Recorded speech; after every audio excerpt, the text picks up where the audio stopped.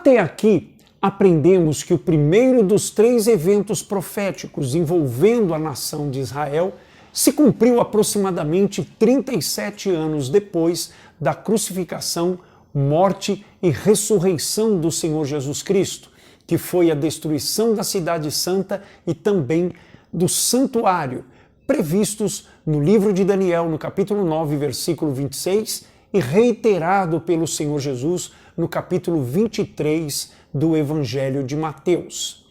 Agora, passamos a analisar os sinais que antecedem os 2 próximos eventos proféticos, envolvendo não apenas a nação de Israel, mas toda a humanidade, que é a segunda vinda de nosso Senhor e Salvador Jesus Cristo a este mundo e também o fim desta era.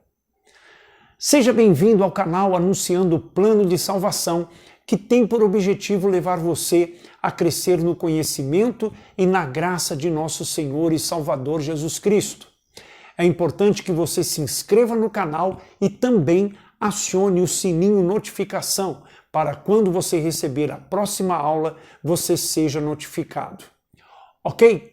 Vamos rodar a vinheta e entrar no estudo.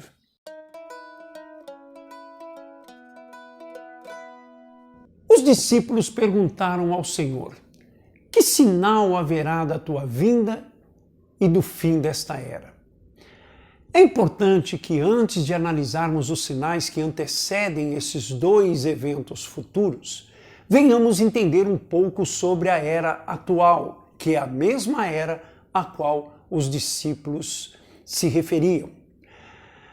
De acordo com os profetas, Israel recebeu o Messias prometido, e o que se esperava desta nação é que viesse acolhê-lo de braços abertos e servir ao Messias de todo o coração, cumprindo assim o seu papel dentro do plano de salvação que Deus estabeleceu em Cristo Jesus, que era tornar-se uma nação de reino de sacerdotes e levar a salvação a todas as nações.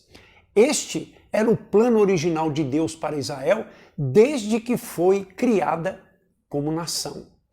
Mas por conta da perversidade, incredulidade e rejeição do Messias por parte da nação de Israel, iniciou-se uma nova era para o plano de salvação em Cristo Jesus. É importante saber que era significa período ou época em que se estabelece uma nova ordem para as coisas. Sendo assim, desde quando Israel rejeitou a Jesus Cristo como Messias, interrompeu-se o plano original de Deus com Israel temporariamente e deu-se início a uma nova era dentro da perspectiva do plano de salvação estabelecido por Deus em seu Filho Jesus Cristo em favor dos gentios. Mas quando foi que Israel selou esta rejeição a Jesus Cristo como Messias? Inaugurou-se esta nova era dentro da perspectiva de salvação em favor dos gentios.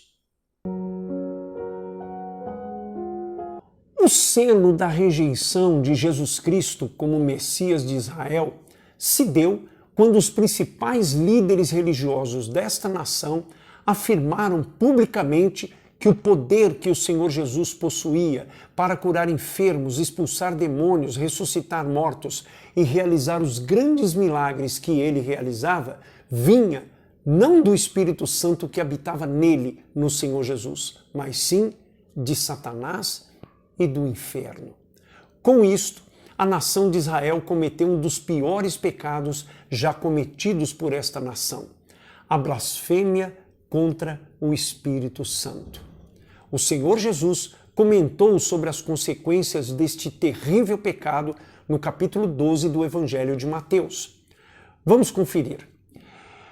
Nos versículos 31 e 32 do capítulo 12 do Evangelho de Mateus, o Senhor diz assim: portanto, eu vos digo, todo pecado e toda blasfêmia serão perdoados aos homens, mas a blasfêmia contra o Espírito não será perdoada.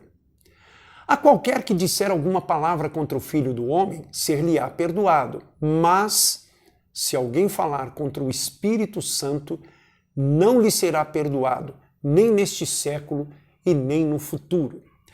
Desde quando a nação de Israel cometeu este terrível pecado da blasfêmia contra o Espírito Santo, inaugurou-se uma nova era dentro da perspectiva do plano de salvação em Cristo Jesus, favorecendo assim os gentios. Esta era permanece desde a rejeição de Cristo como Messias até os dias atuais e permanecerá até a segunda vinda do Senhor Jesus Cristo a este mundo, onde ele passará a lidar novamente com a nação de Israel, salvando assim os filhos de Jacó. Hoje, a nação de Israel permanece em plena rebelião contra Deus desde a rejeição do Messias. Hoje também a nação de Israel é cercada por inimigos poderosíssimos que querem a sua destruição a qualquer preço. E também hoje a nação de Israel é a nação mais odiada por quase todas as nações da face da terra. Outro grupo que precisamos identificar e que tem uma atuação importante atualmente neste mundo é o grupo dos gentios. De acordo com a palavra de Deus, gentios são todos os povos e nações fora da nação de Israel. Atualmente, os reinos e governos deste mundo estão nas mãos dos gentios, e um estudo um pouco mais acurado sobre o assunto, entendemos que o governo dos gentios vem desde Nabucodonosor, de acordo com o capítulo 2 do livro de Daniel. O governo dos gentios permanece até os dias atuais e permanecerá até a segunda vinda do Senhor Jesus Cristo a este mundo.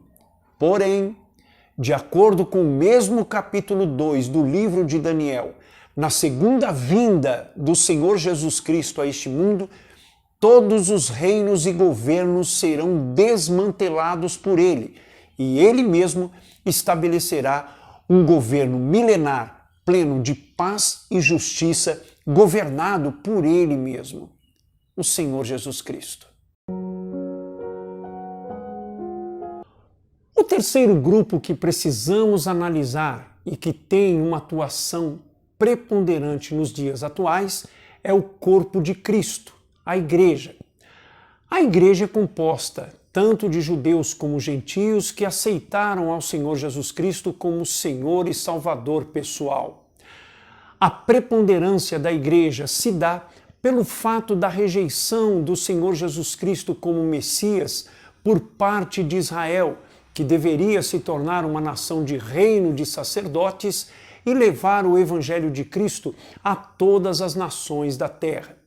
Por isto, a Igreja substitui Israel temporariamente, comissionada pelo próprio Senhor Jesus a levar o Evangelho de Cristo a todos os homens. Diferente dos dois outros grupos, a Igreja possui uma certa peculiaridade. De acordo com as Escrituras, a Igreja nasceu no dia de Pentecostes, como diz o livro de Atos dos Apóstolos, capítulo 2, e desde então vem atuando como reino de sacerdotes até os dias atuais, levando o Evangelho de Cristo a todos os homens, e permanecerá neste ofício até a vinda do Senhor Jesus Cristo para arrebatar a sua Igreja, levá-la para os céus, para que esteja para sempre com ele. Sendo assim, com esses três grupos, a nação de Israel, os gentios e o corpo de Cristo, que é a Igreja, abrangemos a situação atual de toda a humanidade à luz do plano de salvação em Cristo. Na próxima aula, iremos falar sobre o arrebatamento da Igreja e também vamos falar sobre os sinais que antecedem a segunda vinda do Senhor Jesus Cristo a este mundo e o fim desta era. Fique com Deus e até daqui a pouco.